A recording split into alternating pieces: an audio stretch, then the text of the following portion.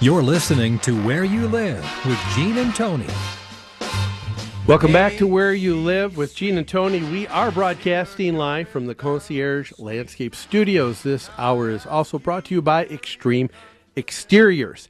Our guest last hour and this has been Dr. Gary Solomon, who has come out with a book that will be coming out, you said, in June, and also with an idea called the HOA syndrome. And if you're just joining us, we were talking, Dr. Solomon, about your organization, HOA Busters. And I did interrupt, and I said I would allow you plenty of time to answer. But, sir, I again state that I'm wondering if your organization and with what you've done has been nothing more than to stir up and cause an event that really isn't as big of an event as you think going across HOAs in this country.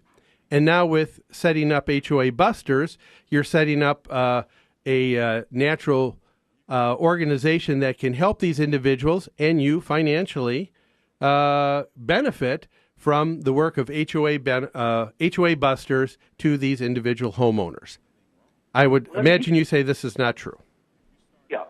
Let me be clear about this. This is a non-income stream for me or anybody that's with me. Everybody has to agree to volunteer. There's not to be any organization built like the management company or the collection company who will make money. No one is to make money on this because of the potential accusation of this is being built as an organization. Everything I do is pro bono. Everything I do is free. All of the cases that I do, all of the articles that are out there, the book, everything is free. This takes off the table the potential of someone saying that I would do this as an income stream. All right, Dr. Solomon, let me interrupt just 1 second, though. You sound like how a homeowners association is formed. The second question is really very important, okay. And this is something that everybody needs to understand. Let us assume for a moment that only 1 in 100 homeowners are suffering from this. Would you allow this to continue to take place to the detriment of the homeowner, knowing that it was hurting them? Just 1 in 100.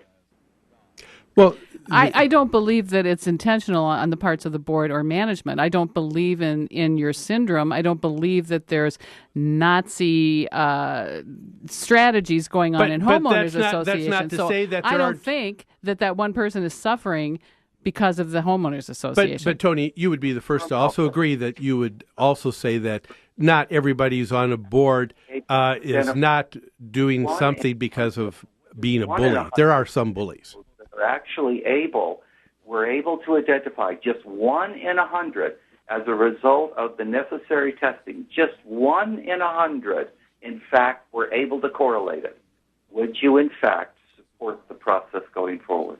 I think there's already processes in place for disgruntled and unhappy real estate owners who are the 1 in 100 that complain continually about what goes on in their homeowners association. They can sue at any time. They don't need you, and they can take care of themselves, can't they? 1 in 100 to be damaged. Would you allow 1 in 100 to be damaged, whether there were something in place or not? Would you allow it? Would you support it? It's a yes or no question.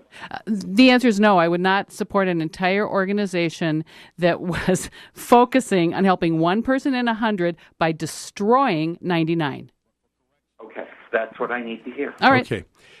But let me ask you this, because I think that we're probably, Tony and I are a lot more pro HOAs, and because we feel that there has been a process already in place to do away with these bullies. Because I'll be the first to admit with you that, yes, there's no HOA that's perfect.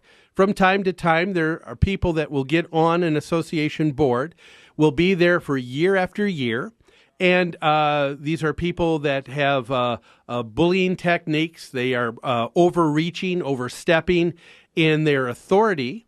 But I think that the association also has the process, and every homeowner has the ability to take care of it through the election process. Why is that not sufficient?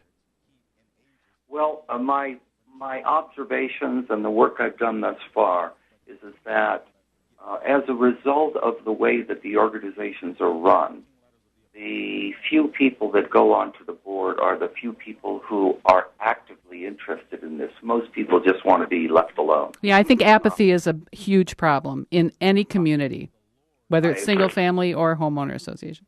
Apathy is an enormous problem. We certainly see that worldwide as populations are being repressed, as populations are literally being murdered. But apathy is not something that becomes a reason to allow it to happen. People do need to take care of each other. I see my role as someone who is a individual people's advocate. I support 100% that a board exists.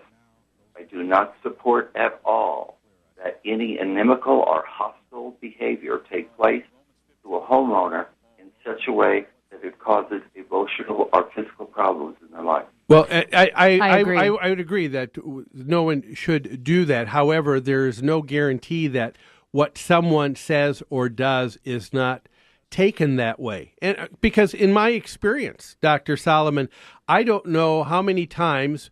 I'll give you an example. As a management company, we have written a letter because people don't pick up after their pets.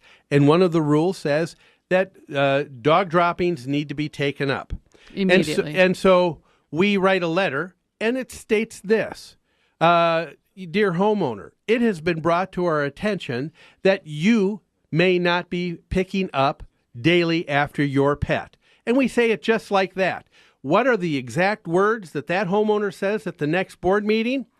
The management company is ripping me a new one. They're a bunch of Nazis. They're a bunch of Nazis. Now, if you were just listening to that and you happen to go to that homeowners association, that's where I feel that perhaps some of the information that you have may be skewed, and you may not be taking a look at this from an unbiased position. Well, it's interesting that you should bring this up, because actually one of the things that has come about is a solution to this problem. Let us use your example of the dog defecating, the weed in the yard.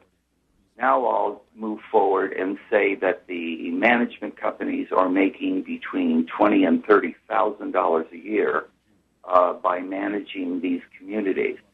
If someone were hired, not the management company, but an individual employee, $2,500 a month to do nothing but roam around the neighborhood, pick a weed, take a trash can in, be a maintenance person for the neighborhood, all of this would be gone. And in fact, people who moved into HOA neighborhoods would have someone working for them that was there to take care of the But Dr. neighborhood. Solomon, every homeowners association has that ability to hire someone to do that work for them if they wish to.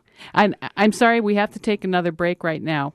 Yes, and we've got one more segment. You're listening to Where You Live with Gene and Tony on AM 1280, The Patriot.